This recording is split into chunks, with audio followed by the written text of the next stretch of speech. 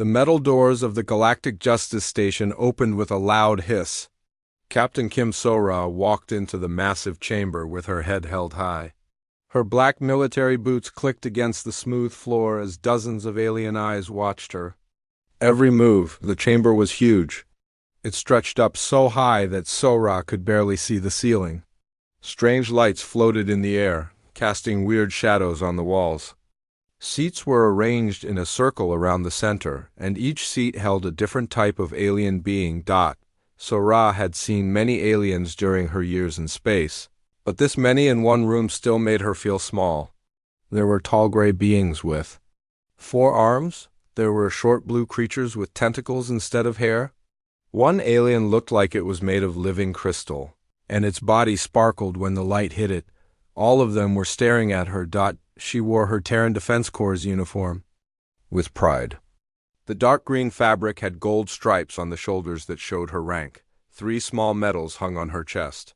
She had earned each one through years of hard work and dangerous missions, but today she was not here as a hero. Today she was here as a prisoner. Park Hae-woo, her defense attorney, walked beside her. He was a thin man with gray hair and kind eyes. He carried a large bag full of papers and files. His face looked worried, and he kept glancing at the aliens around them. Behind them walked Admiral Lee Dong-soo and 2 other human officers. The admiral was an older man with scars on his hands from his younger days as a soldier. His uniform had more medals than So-ra could count. But even he looked nervous in this place. A voice boomed through the chamber. It came from everywhere at once, like the room itself was speaking. Captain Kim So-ra of the Terran Defense Corps will stand. In the center. So-ra walked to a small platform in the middle of the room. The platform was made of the same strange metal as everything else on the station. It felt cold under her feet. The crystal alien stood up from its seat. When it moved, tiny sounds like wind chimes filled the air. Its voice was high and sharp. Like breaking glass. I am Prosecutor Veltar of the Crystal Courts. Today we will judge the actions of this human during the Proxima border conflict. So-ra kept her face calm, but inside she felt angry. The Proxima border conflict had been necessary. She had saved thousands of lives, maybe millions. But these aliens did not understand. They only saw the fighting and the explosions. They did not see the real enemy that she had been fighting against. Veltar raised one of its crystal arms. Images appeared in the air above the chamber. They showed space battles, destroyed ships, and burning planets. The human military attacked peaceful settlements, Veltar said. They used weapons that caused great destruction.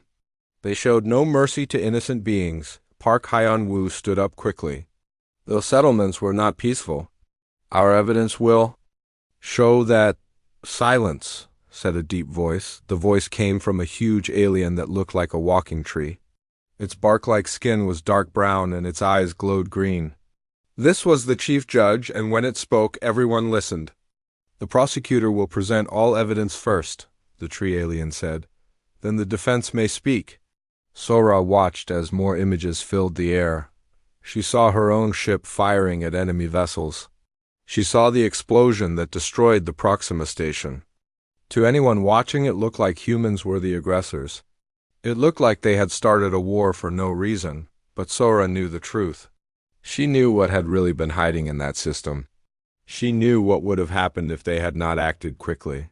The problem was that this truth was classified at the highest levels.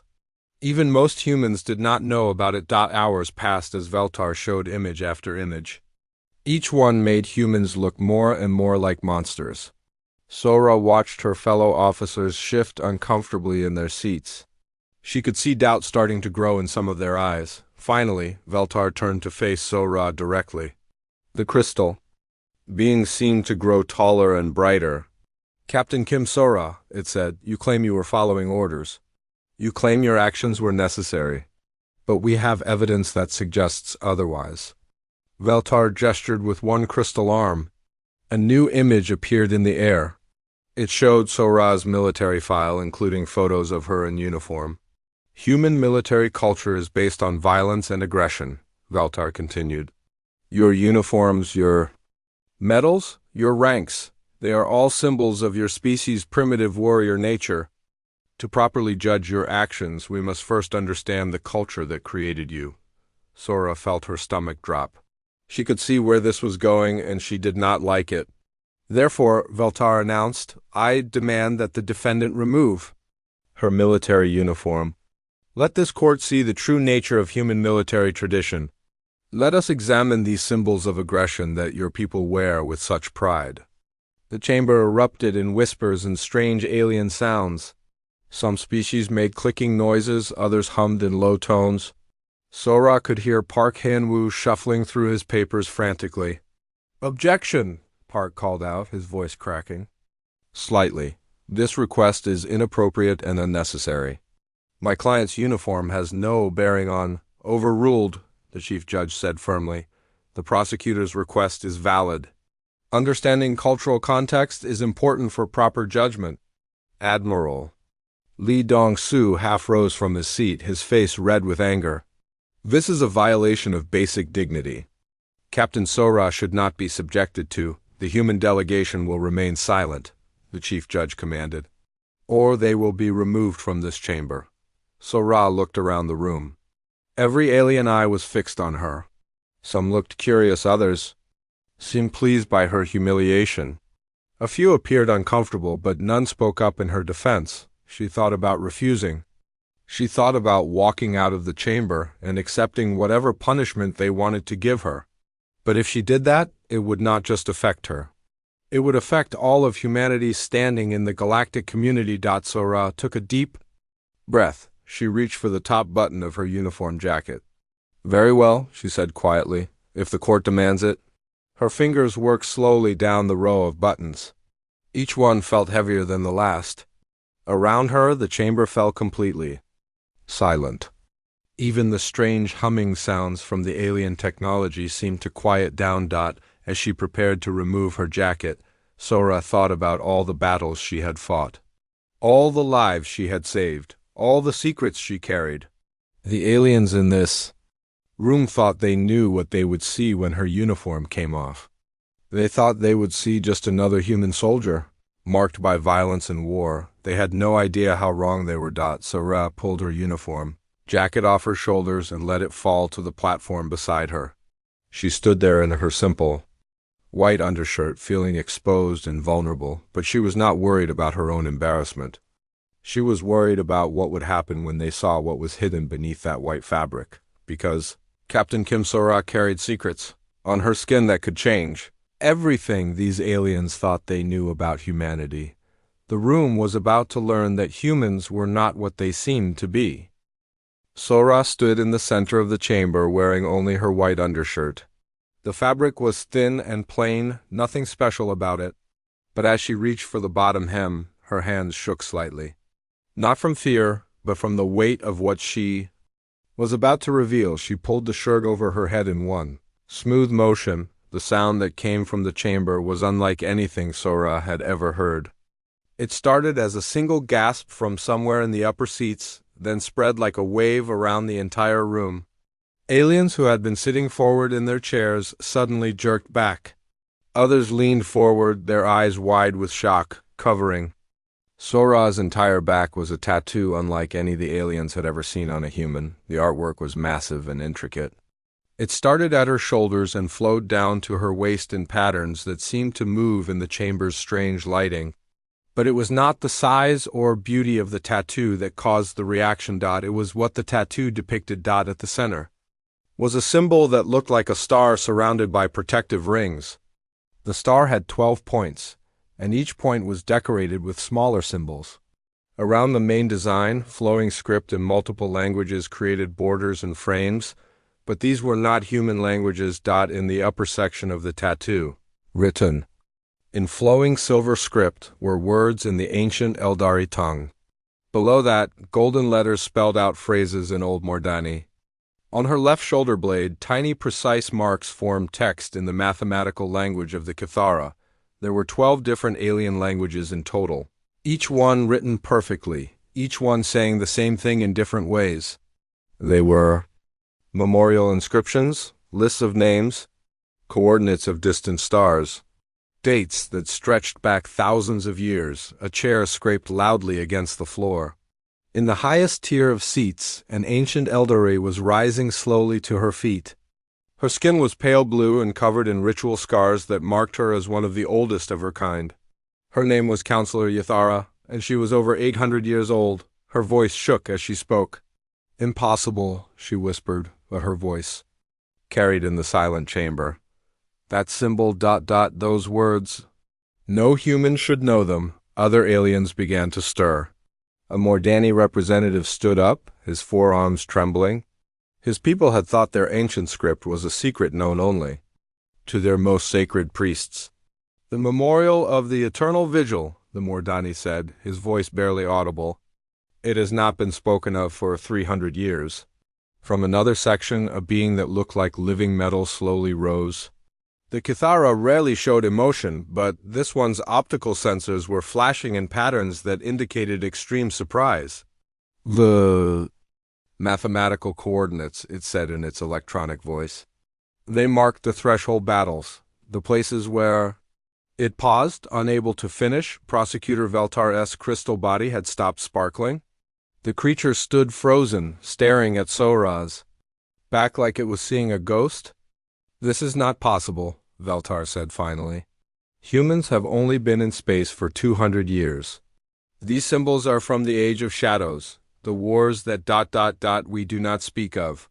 So Ra turned slowly, letting every alien in the chamber see the full scope of her tattoo. As she moved, more details became visible. Small portraits worked into the design showed faces that were clearly human, but the clothing and equipment they wore was ancient beyond measure. Names were everywhere, written in careful script. Marcus Chun, who fell at the Battle of the Void Gate; Sarah Kim, who held the line at Terminus Station; David Park, who made the final sacrifice at the Shadow Nebula. Hundreds of names. All human, all ancient. All honored in languages that humans supposedly did not know. Admiral Li Dongsu sat perfectly still in his chair, but his eyes met Soraz for just a moment. In that brief contact, she saw understanding. He knew what this meant. He knew what was about to happen. Park Hyun-woo had dropped his papers. The files scattered across the floor, but he did not move to pick them up. His mouth was open in shock, and he kept looking between Sora and the alien representatives. Counselor Yathara took a shaking step forward. Her ancient legs could barely support her weight, but she moved with purpose. "Child," she said to Sora, using the Eldari word for honored one, "where did you learn our sacred script? How do you know the names of the Watchers?" Sora looked at the old alien with calm eyes. "The same way your people learned them, Counselor. The same way the Mordani learned them. The same way all the Elder races learned them." "That cannot be," Yathara said. "The Watchers were from the time before. The guardians who protected us from the darkness between stars. They were not human. Humans did not exist then." Sora smiled sadly. "Is that what you believe?" Around the chamber, more aliens were standing. Representatives from species that Sora recognized as the oldest in the galaxy. Each one stared at her tattoo with growing understanding and growing fear.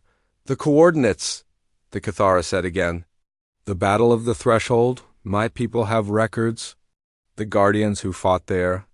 They were described as bipedal, warm-blooded. They had 5 fingers on each hand." "Like humans," whispered the Mordani. "The memorial of the eternal vigil," Yathara said, her voice getting stronger. "It honors those who guard the spaces between worlds. Those who fight in the dark so others may live in the light. We thought ... we thought they were legends." So Ra turned to face the chief judge. The tree-like being had not moved, but its glowing eyes were fixed on her back. "They are not legends," Sora said quietly. "They never were." She reached down and picked up her uniform jacket. As she did, more tattoos became visible on her arms. Smaller ones, but clearly part of the same artistic tradition. Each one told a story. Each one honored the dead. "The humans you see before you," Sora continued, "are not a young race stumbling through space. We are the children of the Watchers. We are the inheritors of the Vigil." The chamber erupted in chaos. Aliens shouted in dozens of languages. Some demanded proof. Others called for immediate consultation with their homeworlds. A few simply sat in stunned silence, but above all the noise, Yathara's voice could be heard clearly. If this is true, the ancient Eldari said, then everything we thought we knew about humans is wrong. Everything we thought we knew about our own history is wrong, Sora nodded slowly. Yes, Counselor. It is. The trial had just become something much bigger than anyone had expected. The chief judge slammed his massive wooden hand against his bench. The sound echoed through the chamber like thunder. Emergency recess, he announced. All representatives will remain in the station. No communications with homeworlds until further notice. The chamber began to empty slowly. Aliens whispered to each other in worried voices as they filed out. Some kept looking back at Sora, who was putting her uniform jacket back on, but Counselor Yathara did not leave. The ancient Eldari made her way down from the upper seats, moving carefully on her old legs. When she reached the main floor, she walked straight to Admiral Li Dongsu. Admiral, she said formally, I request immediate private audience with your delegation. Li looked at Park Hyeon-woo, then at Sora. Finally, he nodded. Conference room 7, he said. 10 minutes. The small conference room was plain and functional. A simple table, a few chairs, and walls made of the same strange metal as the rest of the station. Yathara sat across from the human delegation, her pale blue hands folded in front of her. Speak truthfully, she said without introduction. The symbol on your captain's back. The memorial of the eternal vigil. How does a human know of such things? Admiral Li was quiet for a long moment. He looked at Sora and she gave a small nod. Because we created them, Li said simply. Yathara's eyes widened. Impossible. The Watchers existed before humans left their homeworld. Our records go back 15,000 years. Your records are correct, Sora said, but they are not complete. She stood up and began to pace slowly around the small room. Tell me, Counselor, what do your oldest records say about the Watchers? What did they look like? Yathara closed her eyes, remembering ancient texts, bipedal beings. Shorter than Eldari, taller than Mordani. They had hair that grew from their heads in various colors. Their skin tones ranged from very pale to very dark. They were warm-blooded and gave birth to live young. Like humans, Park said quietly. Yes, Yathara admitted. But that could be coincidence. Many species share similar traits. Sora stopped pacing and looked directly at the old alien. What about their ships? What did your ancestors say about Watcher technology? Crude but effective, Yathara replied. They used kinetic weapons and chemical explosives. Their ships were armored with simple metal alloys. Our ancestors thought their technology was primitive, but somehow it worked against enemies that our advanced weapons could not touch. Admiral Li laughed, but there was no humor in it. Primitive. That is what everyone always thinks about human technology. He reached into his jacket and pulled out a small device. It looked like a simple communicator, but when he activated it, holographic images filled the air above the table. The images showed star charts, but not like any that appeared in modern galactic databases. These charts showed regions of space that were marked as empty or unexplored. These are the real maps, Li said. The ones your governments do not want their people to see. Look at the dates. Yathara leaned forward to study the holograms. Her face went pale when she saw the timestamps. 14,000 years ago, she whispered. These show human settlements 14,000 years ago, not settlements, Sora corrected. Outposts, watch stations. Forward bases in the fight against things that most species refuse to believe exist. More images appeared in the hologram. These showed massive structures built in the empty spaces between star systems. Dark stations that looked like they were designed for war. The Shadow Wars, Yathara said, her voice barely audible. They were real. They are real, Admiral Li corrected. They never ended. Sora sat back down at the table. When she spoke, her voice was heavy with old pain. Every name on my tattoo is a human who died protecting species that never knew they were in danger. The coordinates mark battles fought in the dark between the stars. The Eldari settlement of New Haven was saved when Marcus Chun died holding off a Devourer fleet. Your people never knew because the battle happened 3 light years away from your system. Devourers, Yathara repeated. The old stories speak of them, but we thought— You thought they were myths, Sora finished. Most of the galaxy thinks they are myths. We let them think that. It is easier for everyone if the younger races do not know what is really out there. Yathara stood up suddenly, pacing to the far wall. This changes everything, she said. If humans have been fighting this war for thousands of years, if you have been protecting us without our knowledge— The Proxima border conflict, Park said, understanding beginning to show in his eyes. It was not aggression at all, Admiral Lee nodded grimly. 3 months ago, our long-range sensors detected movement in the void beyond Proxima. Something big was coming. Something that matched the energy signatures we have been tracking for millennia. Devourers, Sora said. A scout fleet moving toward inhabited systems. If they had reached the inner worlds, millions would have died before anyone even knew they were under attack. So you attacked first, Yathara said. You destroyed the Proxima station to create a defensive perimeter. The station was already compromised, Admiral Lee explained. The Devourers had infected it with their technology. Everyone on that station was already dead, they just did not know it yet. The room fell silent as the implications sank in. How many times? Yathara asked finally. How many times have you done this? How many times have humans died to protect the rest of us? Sora looked down at her hands. I have been a watcher for 15 years. In that time, I have participated in 43 operations.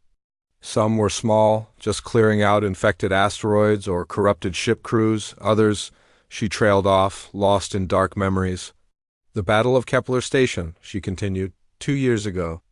A Devourer hive ship was moving toward the Centauri colonies.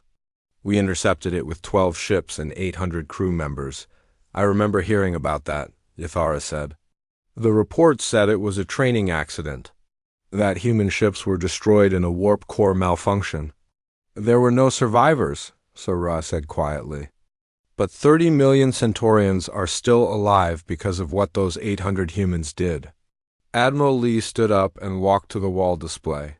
New images appeared showing human ships engaged in battles against things that looked like living darkness. The official records show that humans have been in space for 200 years, he said. The truth is that humans have been operating in space for over 15,000 years. We have outposts in 47 galaxies. We have agents embedded in every major civilization. Agents, Yathara said with sudden understanding. Are there humans among my people? There are humans among all your people, Sora replied, living as traders, diplomats, researchers. Most of them do not even know what they really are. They think they are just humans who chose to live among aliens. Park Hyun-woo had been quiet through most of the conversation, but now he spoke up. The trial, he said. If this information becomes public, it will cause panic across the galaxy, Admiral Lee finished, which is why we have kept it secret for so long. Yathara turned to face the humans directly. But now the secret is out, she said. That tattoo, those symbols, they cannot be hidden anymore. Other counselors saw them. Other species will demand answers. Sora nodded slowly. We know. We have been preparing for this day for a long time. She looked at Admiral Lee, and he gave her a small nod of permission. The threat is growing, Sora said. The scouts we stopped at Proxima were just the beginning. Our deep space monitors are detecting massive movement in the void.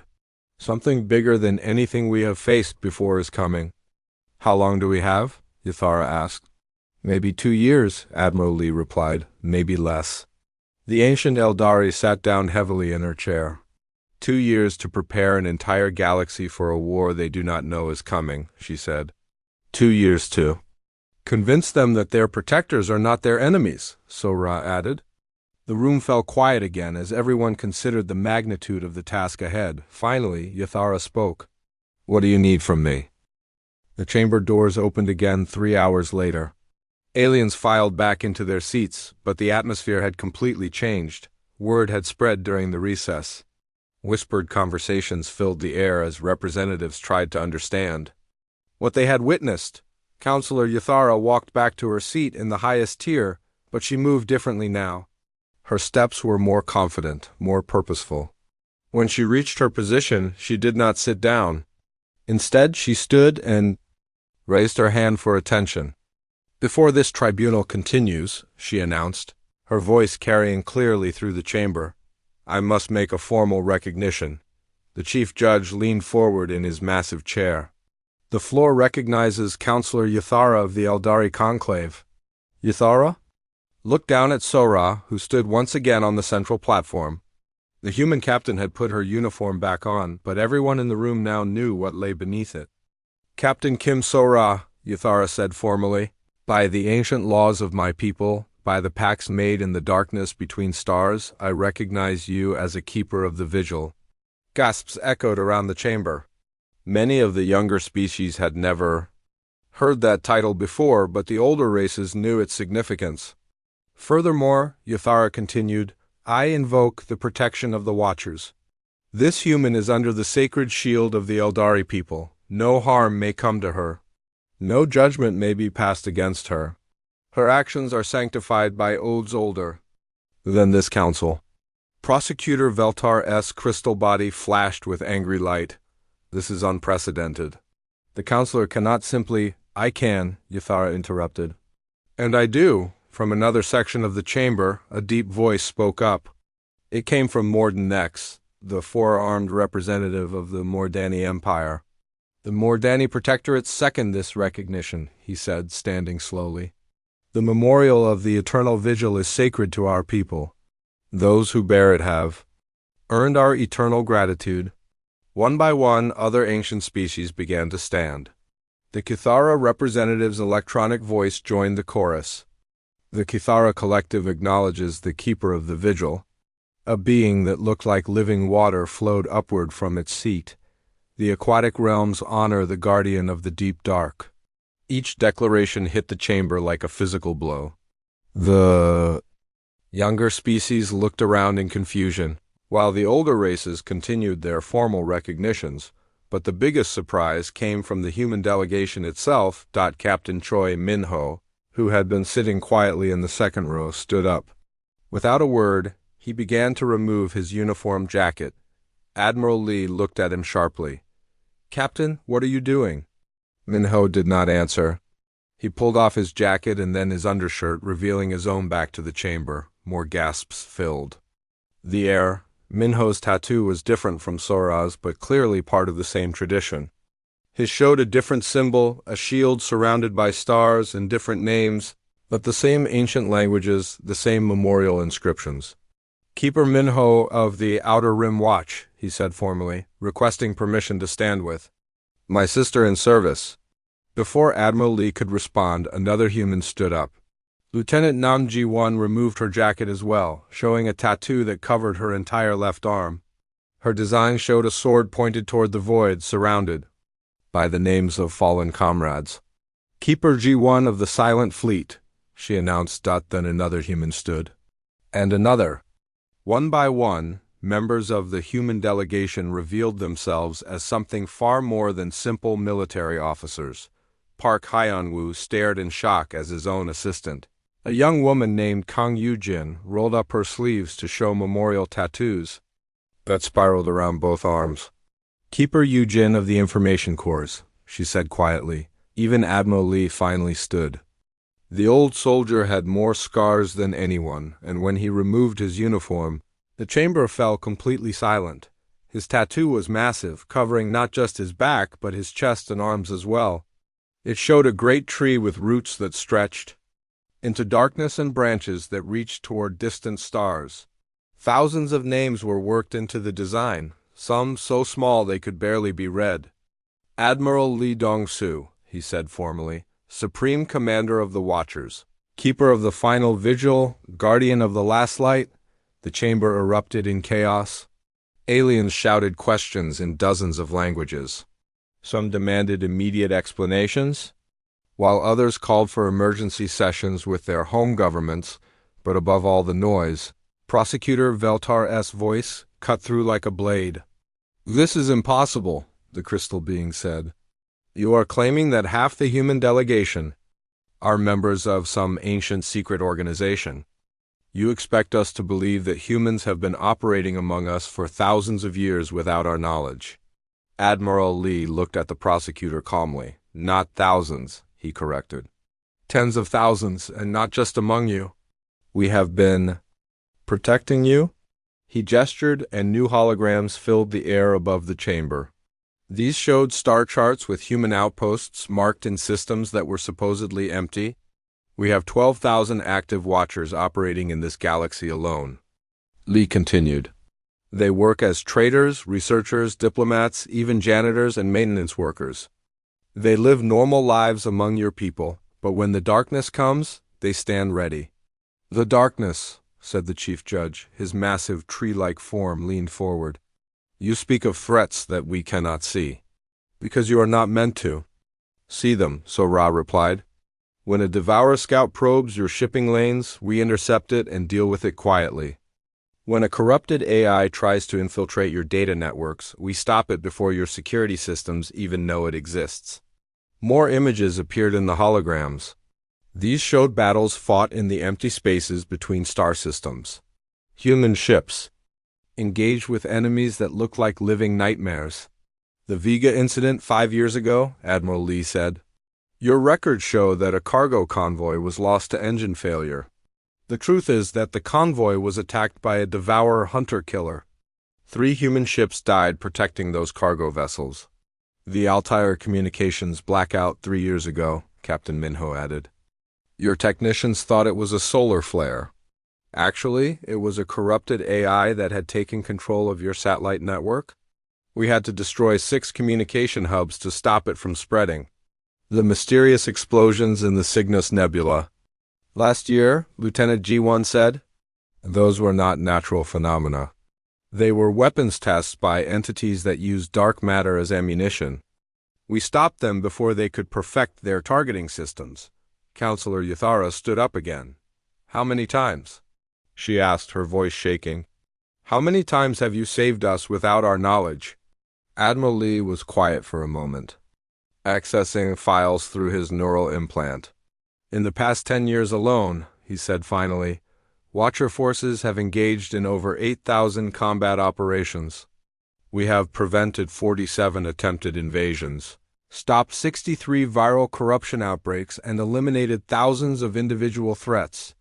"And the cost?" asked Mordenix. 12,347 confirmed dead," Sora replied without hesitation. "Another 4,000 missing, presumed dead." The chamber fell silent as the numbers sank in. 16,000 humans, Yuthara said slowly. 16,000 humans died protecting the rest of us, and we never knew. They died doing their duty, Admiral Lee said simply.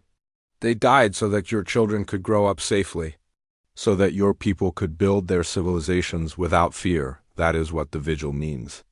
Prosecutor Veltar's crystal body had stopped flashing. The being stood motionless for a long time before finally speaking. "The charges," it said quietly. "The war crimes accusations. If what you say is true, then Captain Sora's actions at Proxima were not aggression," Counselor Yuthara finished. "They were the continuation of a war that has been going on since before most of our species learned to build starships." The chief judge looked around the chamber at all the revealed watchers, at the ancient species representatives, at the chaos that had erupted from what should have been a simple trial. "This session is adjourned," he announced. "Emergency council meeting in 1 hour, all senior representatives only." As the aliens began to file out, many stopped to stare at the humans who had revealed themselves. Some looked afraid. Others looked grateful. A few seemed angry at being kept in the dark for so long, but all of them now knew that humans were not what they appeared to be. The secret was out, and there was no going back. The emergency council session took place in the station's main war room. The chamber was smaller than the tribunal hall, with a massive holographic display system at its center. Only the most senior representatives from each species were present. Along with the human delegation, Admiral Lee stood at the center of the room, surrounded by alien leaders who looked at him with new eyes. These beings had thought they were meeting with a simple military officer. Now they knew they were facing the commander of a secret army that had been protecting them for millennia. "The situation has changed," Lee began without introduction. "For thousands of years we have kept the truth hidden to prevent panic, but events are forcing our hand." He activated the holographic display. The image that appeared showed a map of the galaxy, but it was unlike any star chart the aliens had seen before. Vast sections of space were marked in red, with warning symbols that pulsed ominously. "These are the current threat zones," Lee continued.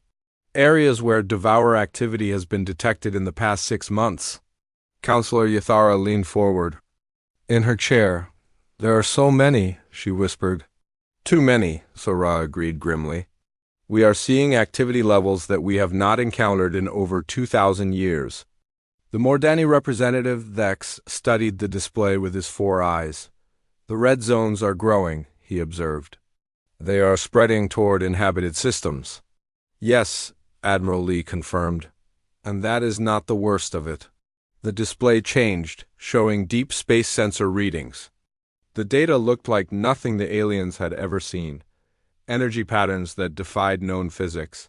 Movement signatures that suggested impossible sizes. Dr. Seo Jinwoo, a human scientist who had been quiet until now, stepped forward. She was a small woman with gray hair and tired eyes, but when she spoke, her voice carried absolute authority. 3 months ago, our deep space monitoring stations detected something that we have only seen once before in recorded history, she said. A convergence event. "Explain," demanded the chief judge. Dr. Seo manipulated the display, zooming in on a region of space that appeared completely empty. "The Devourers are not a single species," she explained.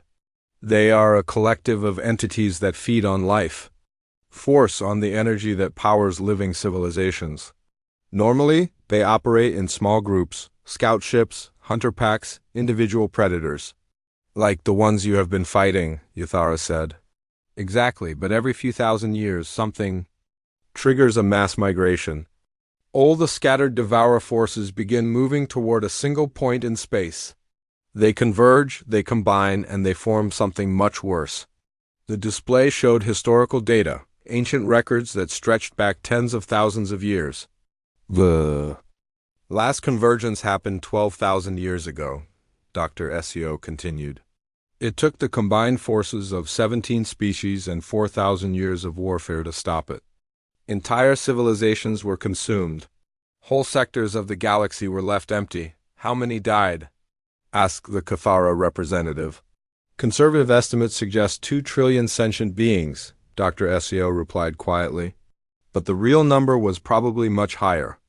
The room fell silent as the aliens absorbed this information. Captain Minho stepped up to the display and highlighted a section of the star map.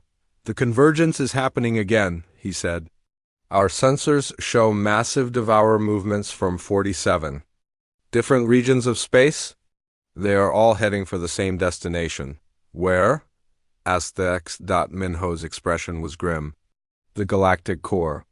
They are gathering in the space around the central black hole, using its gravity well to anchor themselves. While they combine?"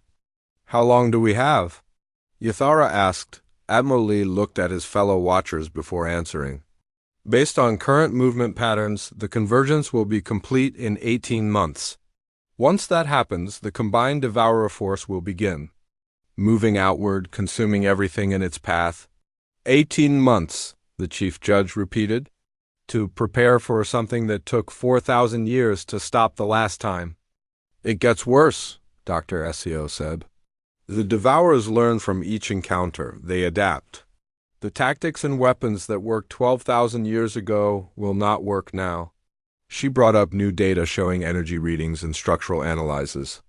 "The entities we stopped at Proxima were scouts, but they were also gatherers. They were collecting information about current galactic defenses, technology levels, population distributions. All of that data has been transmitted to the convergence point. They know how to fight us, Sora said bluntly. They know our weaknesses.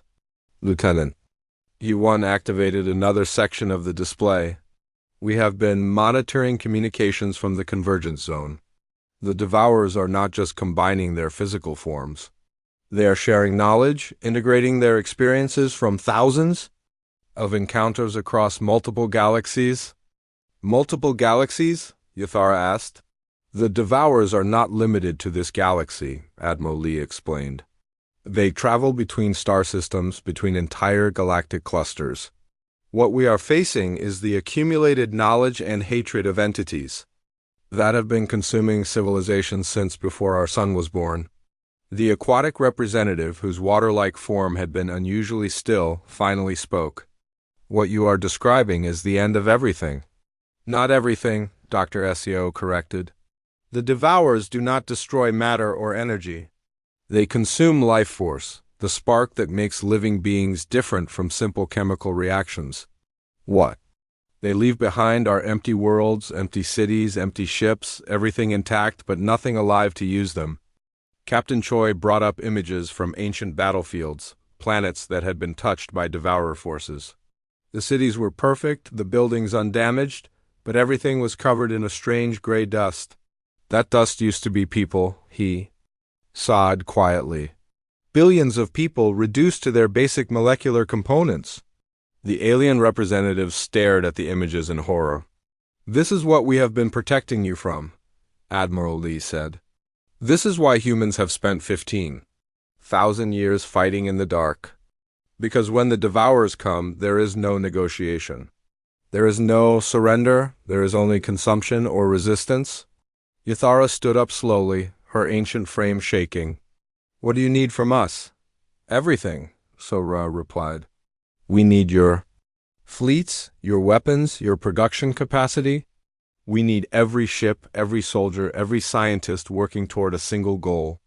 The Watchers have been preparing for this day for millennia, Admiral Lee added.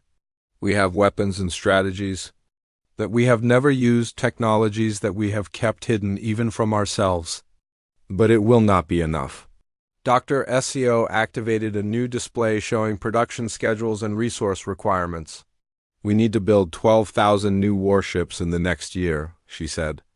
We need to train 5 million soldiers. We need to convert entire industrial worlds to weapons production. The cost will be enormous, Dex observed. The cost of failure will be everything, Admiral Lee replied. Every life in this galaxy, every thought, every dream, every hope for the future. The Chief Judge was quiet for a long time, his glowing eyes fixed on the star charts showing the approaching convergence. You knew this was coming, he said finally. That is why you revealed yourselves now. The trial, the accusations, they were just an excuse. Sora nodded.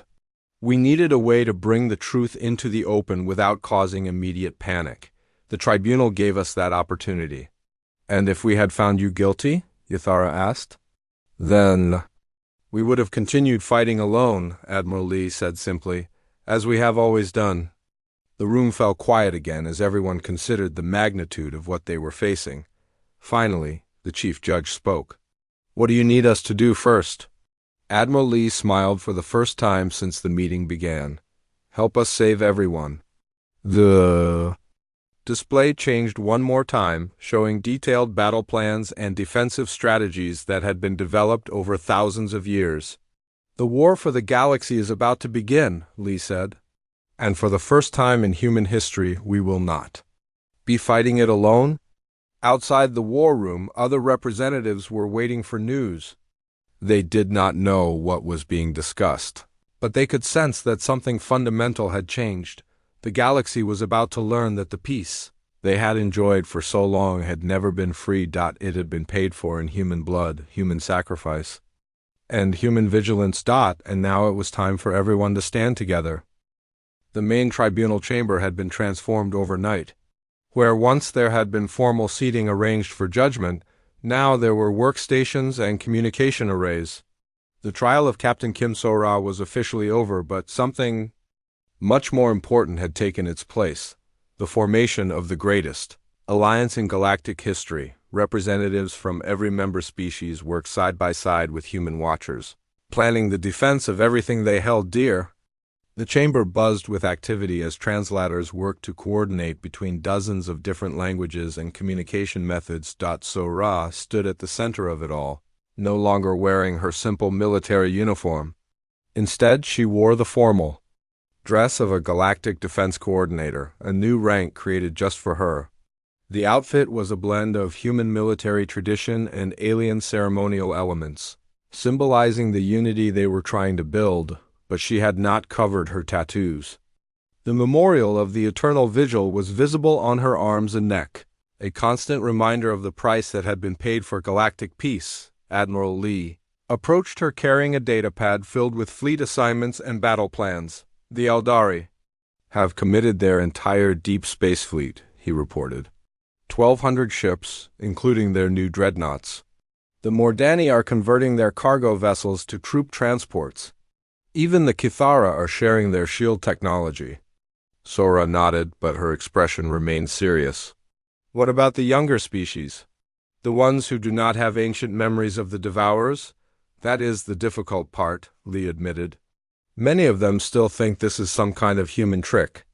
They believe we invented the Devourer threat to gain power over the galaxy. From across the chamber, Park Hyun-woo approached them. The former defense attorney now served as the human liaison to the skeptical species. The Tauralian coalition is demanding proof, he said. They want to see actual Devourer entities before they commit any resources. We cannot show them living Devourers without putting their entire species at risk, Sora replied. The entities are too dangerous to bring near populated systems. Then we show them the dead ones, suggested Captain Minho, who was coordinating weapon distribution. We have preserved specimens from encounters over the past 50 years. Dr. Seo Jinwoo looked up from her research station. I have been working on that problem. We can create safe holographic reconstructions based on our combat recordings. It will not be the same as seeing the real thing, but it should be convincing enough. Do it, Sora said. We need every ship, every soldier. If the younger species do not help, we will not have enough forces to stop the convergence. Across the chamber, a communication alert sounded.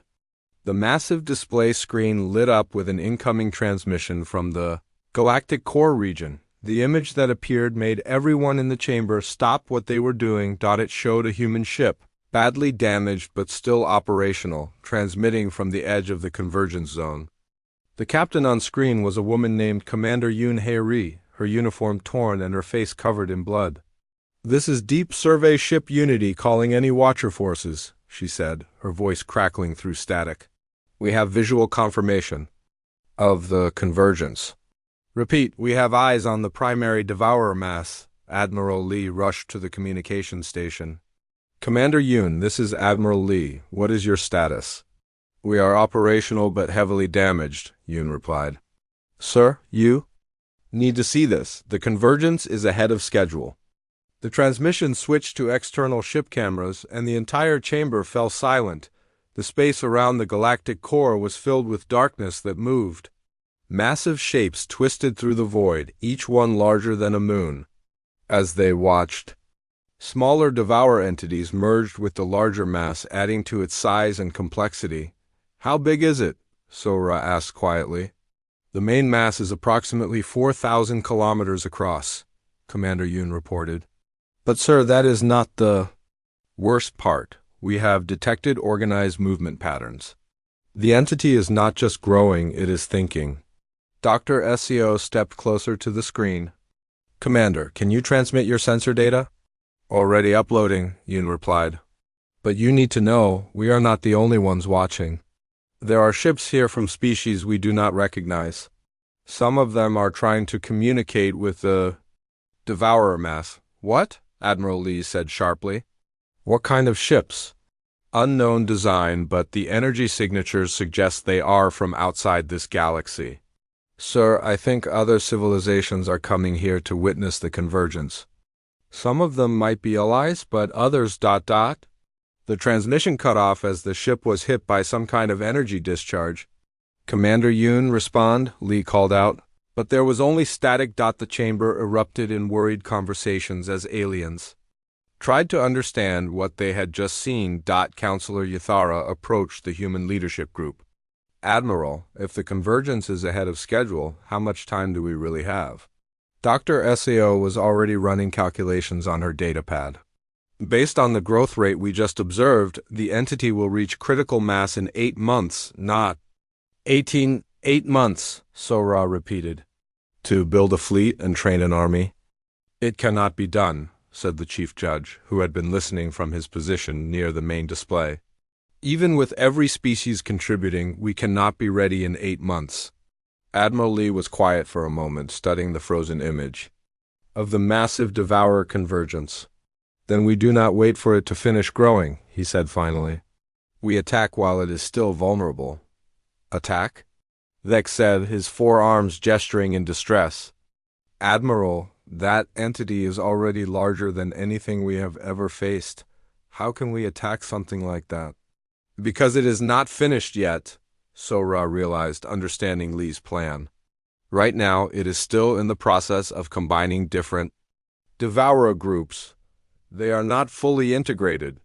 Exactly, Lee confirmed. We have perhaps 4 months before the convergence reaches full integration. After that, it will be too late.